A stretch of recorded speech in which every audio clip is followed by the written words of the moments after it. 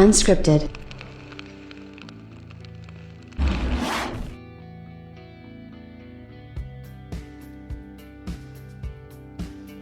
So obviously we're at this sort of weird situation where a big game that a lot of people were looking forward to was clearly going to be from CD Projekt Red, and it was going to be Cyberpunk 2077.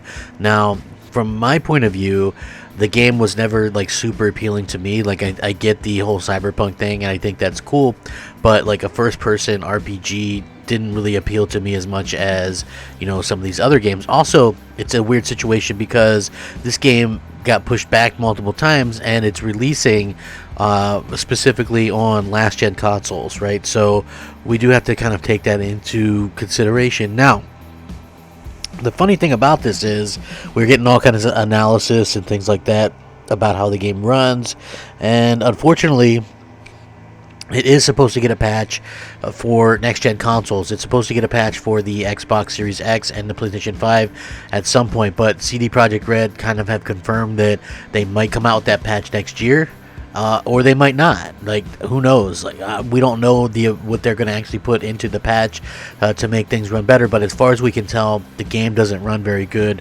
right now, and I think that one of the main reasons for that is because clearly the current gen or the last gen hardware held it back. In particular, if you've seen any footage running on the Xbox One or the PS4, the base PS4, base Xbox One, then you know what I'm talking about. You know, I just think that it's going to be able to be something that a lot of people are talking about. Sure, a lot of people are upset. For me, I can sort of look from the outside looking in and just kind of take it all in, because I didn't have a race in the horse, or excuse me, a horse in the race. I didn't have a horse in the race because I wasn't super interested in this game to begin with. I always said maybe when the patch comes out or something, or it'll probably be cheaper or what have you, and maybe at that particular point. But you know, asking this game and the ambitions of this game to be playable on hardware from 2010 was probably a bit more than they should have asked for it to do. And you know, again, you have to sacrifice. If you're a developer, you're obviously out there trying to do what you can to keep true to your vision, your own particular vision on what you want out of these games and out of video games in general. So hopefully this is something that we can see get fixed in the future. But again, slightly disappointing to say the least, and I want to get into this because Digital Foundry broke down the game, and they in particular are talking about the PlayStation 5 and the Xbox Series X, and I gotta say, man, Phil Spencer looks wrong pretty much this entire time. And you know, for Digital Foundry to sort of like shut that guy up for a change, I felt like was definitely worth doing a video about and kind of talking about this. I'm sure a lot of you guys want to get into this as well, so let's get started. What's up, everybody? Crapgamer here with Crapgamer Reviews, back with a lovely new video for all you fine folks. Thank you so much for taking busy schedules, and I know it's the holidays and you know, you guys are all busy and that kind of stuff, but I really do appreciate you guys taking time out of your schedule to watch one of my videos. It means a lot to me. Take a minute to consider subscribing, and you know, like it. A simple like is really all I ask. It's free for you guys to do, and it means everything to me. So thank you guys very, very much from the bottom of my heart. It really does mean a lot. And even with that being said, you know, you guys are fantastic. Shout out to all the old subscribers, new subscribers, and everyone in between. Simply astounded by the love and support that you guys have given me, even as we wind down this year. Just so much to be thankful for, and so appreciative of each and every one of you. Thank you guys. And again, with that being said, it's still a fun time to be a gamer, right? Regardless of what's going on. I think that it's really just a really good time to be a gamer and to sort of experience gaming the way that we can right now. And like I said, Digital Foundry really broke down the whole situation with Cyberpunk. Now, the interesting situation is people are playing this game via backwards compatibility on the Xbox Series X and the PlayStation 5, and so we got a breakdown of exactly what's going on here. So here's one of the bottom lines on that. The PlayStation 5 resolution in 60 frames is 1188p. Okay, the Xbox Series X resolution at 60 frames is 1080p.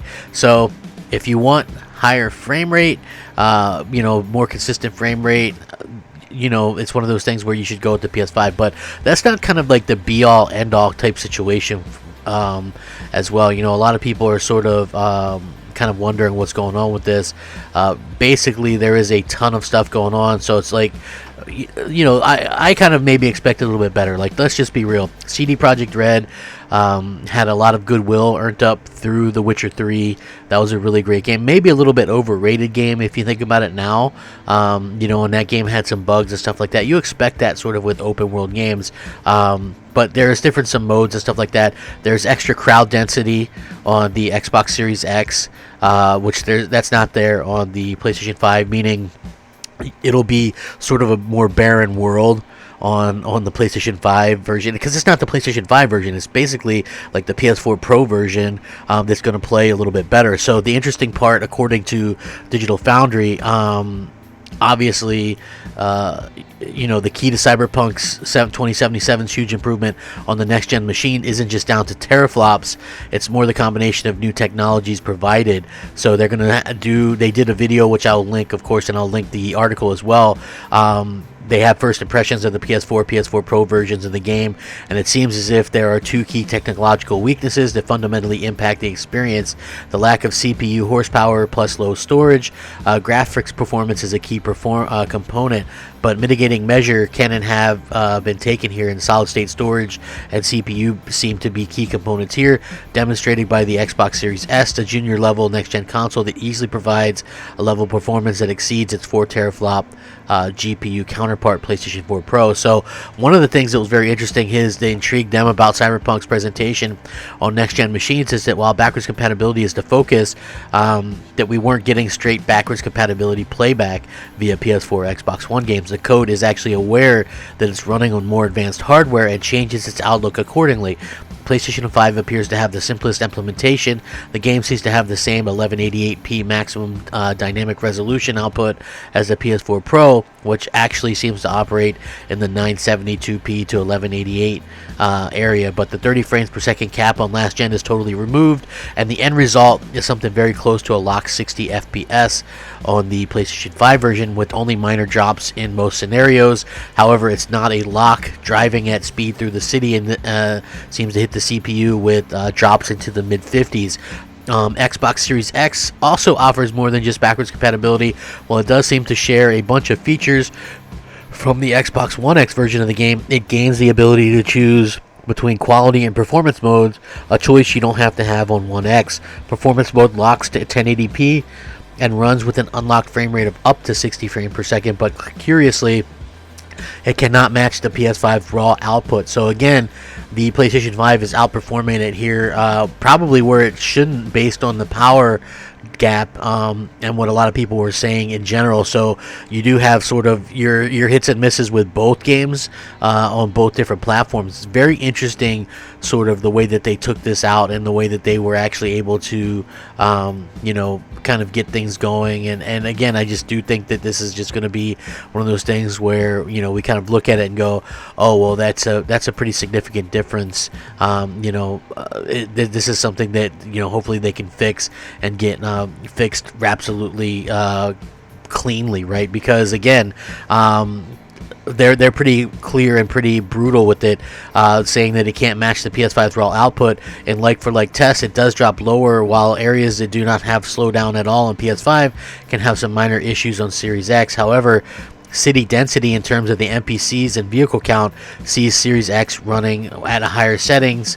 It's not a like-for-like comparison, so you're having more people, and like the city and stuff like that is more enhanced on the Xbox Series X. So again, we're seeing sort of the limitations here because these games aren't necessarily built for next gen. I think that the Xbox Series X has a little bit of an advantage because the Xbox One X is something that came into the mix a while ago, and so CD Projekt Red built a game for that, and so that already enhanced version of the game, you know, is able to take even more enhancements and run even better thanks to the Xbox Series X. So we can see that this is how this kind of thing is going on, but it does go to show you, and a lot of people I see are asking this now, thankfully, maybe a little bit too late, but I've been on board with this and saying this for a long time.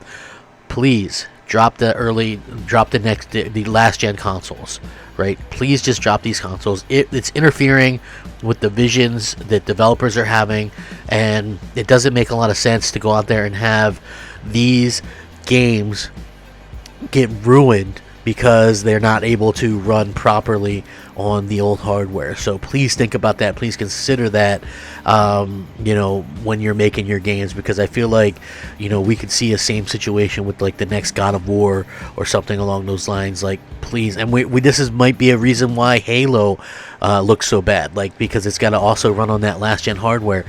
Look, specifically with Halo, that game is supposed to be like a 10-year thing. Do you really expect to support it for 10 years on an Xbox One from 2013? I mean, honestly, that would take you into 2031, and you would be having to play that game on almost 20-year-old hardware. Please reconsider that. Like, let's let these developers do what they want, realize their dreams, and I think that we're all going to be better off with that in the long run. I'll link this. Let me know what you guys think. Clearly, old gen is holding back this stuff. Would love your thoughts and opinions. Thank you so much for watching. Please stay safe, happy, and healthy. Rack 'em up. Game on, my friends. Game on. Crapgamer out.